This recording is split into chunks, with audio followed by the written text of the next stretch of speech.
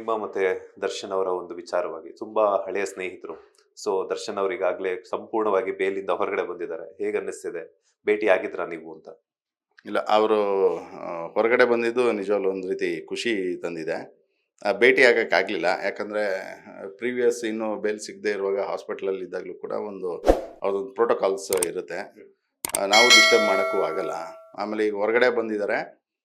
ದಿನಕರ್ಗೂ ಹೇಳಿದೆ, ಈ ರೀತಿ ಒಂಚೂರು ಎಲ್ಲ ರಿಲ್ಯಾಕ್ಸ್ ಆಗಲಿ ಕಣೋ ಮಾಡೋಣ ಅಂತ ಹೇಳಿದ್ದಾರೆ. ಮೋಸ್ಟ್ ಪ್ರಾಬ್ಲಿ ಈ ವಾರ ಅಥವಾ ಬರೋ ವಾರದಲ್ಲಿ ಒಂದು ಮೀಟ್ ಮಾಡೋ ಪ್ಲ್ಯಾನ್ ಇದೆ. ದರ್ಶನ್ ಅವರ ಅಭಿಮಾನಿಗಳಿಗೆ ಏನ್ ಹೇಳಕ್ ಇಷ್ಟಪಡ್ತೀರಾ ಸರ್? ಇಷ್ಟು ದಿನ ಒಂದು 6 ತಿಂಗಳು ಇಂತ ಹೆಚ್ಚಾಗಿ ಒಂದು ವನವಾಸವನ್ನ, ಜೈಲು ವಾಸವನ್ನ ಮಾಡಿ ಬಂದಿದ್ದಾರೆ. ಕೊನೆಗೂ ಬೇಲ್ ಸಿಕ್ಕಿದೆ ಸಂಪೂರ್ಣವಾಗಿ. ಒಂದಷ್ಟು ದಿನಗಳ ಕಾಲ 40 ಡೇಸ್ ಏನೋ ಒಂದು ಟ್ರೀಟ್ಮೆಂಟ್ ಅಂತ ಸಿಕ್ತು. ಅದಾದ್ಮೇಲೆ ಸಂಪೂರ್ಣವಾಗಿ ಬೇಲ್ ಸಿಕ್ಕಿದೆ. ಸೊ ಅವರ ಫ್ಯಾನ್ಸ್ ಒಂದು ಖುಷಿಯಾಗಿರ್ತದೆ. ಸೊ ಅವ್ರಿಗೆ ಏನ್ ಹೇಳಕ್ ಇಷ್ಟಪಡ್ತೀರಾ? ಹೊಸ ವರ್ಷಕ್ಕೆ ಒಂದು ಸಂಭ್ರಮ ಅಂತಾನೆ ಹೇಳ್ಬೋದು. ಖಂಡಿತ. ಅವರ ಅಭಿಮಾನಿಗಳಿಗೂ ಖುಷಿಯಾಗಿದೆ. ಆಮೇಲೆ ಅದೇ ರೀತಿ ಅವರ ಸ್ನೇಹಿತರಾದ ನಮ್ಗಳಿಗೂ ಖುಷಿಯಾಗಿದೆ. ಆಮೇಲೆ ಇಡೀ ಇಂಡಸ್ಟ್ರಿಗೂ ಖುಷಿ ವಿಷಯನೇ. ಏನೋ ಒಂದು ಕೆಟ್ಟ ಗಳಿಗೆ ಅಂತ ಹೇಳ್ಬೋದು. ಬಟ್ ಇನ್ನೂ ತೀರ್ಪು ಏನು ಅನ್ನೋದು ಗೊತ್ತಿಲ್ಲ. ಯಾಕಂದರೆ ಕಾನೂನು ಮುಂದೆ ನಾವು ಯಾರು ದೊಡ್ಡವರಲ್ಲ. ಅದ್ರ ಪ್ರಕಾರ ಏನಿದೆ ಅದು ಹೋಗ್ತಾ ಇರುತ್ತೆ.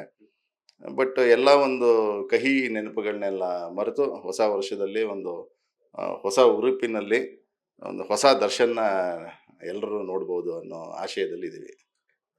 ನೀವು ಹೇಳ್ತಾದ್ರೆ ತುಂಬಾ ಖುಷಿ ಆಗ್ತಿದೆ. ದರ್ಶನ್ ಅವರನ್ನ ಹೊಸ ವರ್ಷಕ್ಕೆ ಹೊಸ ಹುರುಪಿನೊಂದಿಗೆ ನೋಡ್ಬೋದು ಅಂತ ಹೇಳ್ಬಿಟ್ಟು. ಆದ್ರೆ ಇತ್ತೀಚೆಗೆ ಒಂದು ಸೋಷಿಯಲ್ ಮೀಡಿಯಾದಲ್ಲಿ ಒಂದು ವಿಡಿಯೋ ವೈರಲ್ ಆಗ್ತಾ ಇದೆ. ದರ್ಶನ್ ಸರ್ ಅವರು ಒಂದು ಸ್ವಲ್ಪ ಕುಣಿತಾ ಒಂದು ನಡ್ಕೊಂಡ್ ಬರ್ತಿರುವಂತದ್ದು.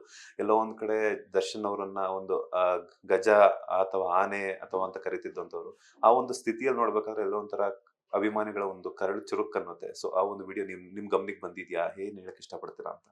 ಖಂಡಿತ ಅದು ಎಂಥವ್ರಿಗೂ ಆಗಲಿ ಅದೊಂದು ನೋವು ಇದ್ದಿದ್ದೆ. ಯಾಕಂದರೆ ಏನೋ ಆಗಿದೆ ಘಟನೆ. ಅದು ಯಾರು ಅದು ಕೆಲವೊಂದು ಏನು ಹಿಂಗಾಯ್ತು ಏನು ಅನ್ನೋದು ಹೇಳೋಕ್ಕಾಗಲ್ಲ. ಬಟ್ ಅದು ಸರಿ ಹೋಗ್ತಾರೆ. ಯಾಕಂದರೆ ಅವ್ರಿಗೆ ವಿಲ್ ಪವರ್ ಅನ್ನೋದಿದೆ. ಎಷ್ಟೋ ಟೈಮಲ್ಲಿ ಎಂತೆಂಥ ಏಟ್ಗಳಾದರೂ ಕೂಡ ನಿಭಾಯಿಸ್ಕೊಂಡು ಒಂದು ಕಲೆಗೆ ಅಂತ ಬಂದಾಗ ಅವರು ಒಂದು ಸ್ಟ್ಯಾಂಡಾಗಿ ನಿಂತು ಮಾಡಿದ್ದಾರೆ.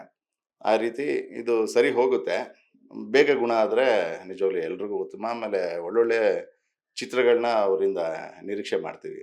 ಲೇಟೆಸ್ಟ್ ಹಾಗೂ ಇಂಟ್ರೆಸ್ಟಿಂಗ್ ಸುದ್ದಿಗಳಿಗಾಗಿ ಬಾಸ್ ಟಿವಿ ಕನ್ನಡ ಚಾನೆಲ್ನ ಸಬ್ಸ್ಕ್ರೈಬ್ ಮಾಡಿ. ಹಾಗೆಯೇ ಬೆಲ್ ಐಕಾನ್ ಪ್ರೆಸ್ ಮಾಡಿ. ಇದರ ಜೊತೆಗೆ ಫೇಸ್ಬುಕ್, ಇನ್ಸ್ಟಾಗ್ರಾಮ್, ಎಕ್ಸ್ನಲ್ಲೂ ಮಿಸ್ ಮಾಡದೆ ಫಾಲೋ ಮಾಡಿ.